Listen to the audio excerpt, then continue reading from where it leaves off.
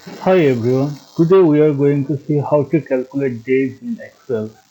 In this example, we are going to learn how to extract number of days from dates. This is particularly useful if you want to know how many days a person has worked in a particular company or to know the age of a person in days. For this example, enter your data in the spreadsheet or you can use this worksheet for practice. We are using a spreadsheet containing the start date of some employees for a company, and we are going to find out how many days each of these employees has worked in this company. To begin with, first enter the current date in top row. Like today is 27th May 2020. So I have entered this date in the top row. Okay.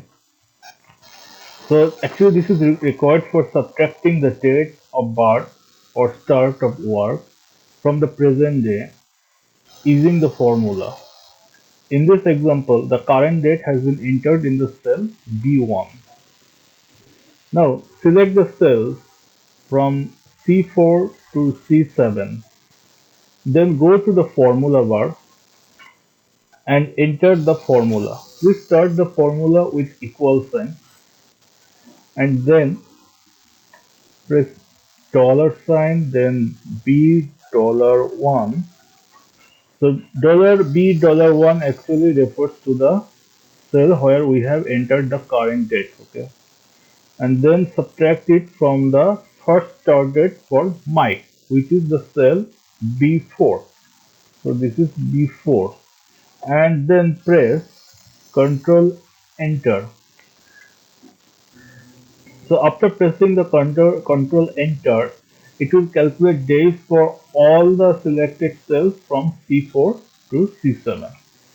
Okay.